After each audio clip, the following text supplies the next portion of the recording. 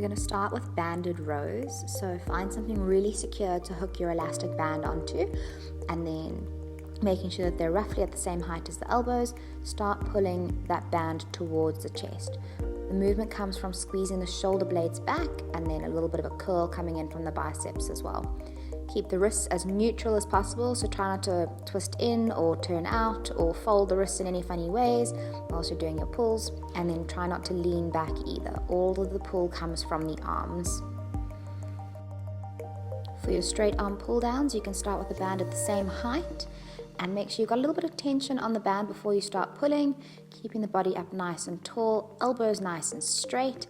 Pull the hands down to the ground and past the hips. This encourages the shoulders to stay down away from the ears, and then you're squeezing from the shoulder blades backwards, opening up the chest as you do your pulls, not letting those shoulder blades or the front of the shoulders round forwards as you do your pulls.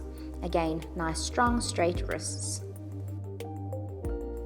You may want to get the band slightly higher for your tricep extensions. You're going to start with a bit of a row like your first exercise, and then keeping those elbows glued in next to the body alongside the ribs, you're just going to press the arms straight, pulling the hands down towards the ground and even trying to pull the hands back and past the hips.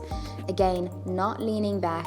All the work is coming from the arms and the back to keep those shoulders back and down away from the ears and working through the triceps. Starting with the band above the head, we're going to pull the band behind the head, pull the hands apart from one another so there's nice tension, and then keeping the head as upright as possible, pull those shoulder blades down into the rib cage, squeezing into those lats. Again, making sure that your shoulders are not lifting up towards the ears. It's all about that downward slide. Imagine you're pulling those shoulder blades down into your back jeans pockets. The hands are pulling back so the chest is open, and try and work it more from the shoulder blades rather than working too much from arching through the spine.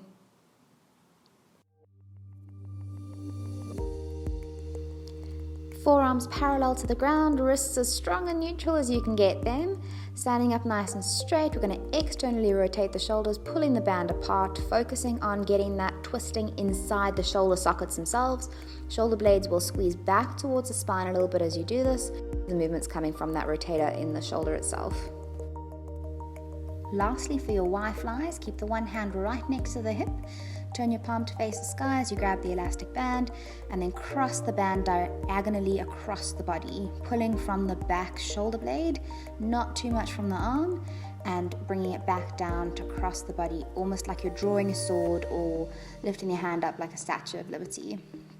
And again, always making sure the shoulders stay down away from the ears, rotating through that shoulder blade as you pull up towards the sky and then back past the head as well.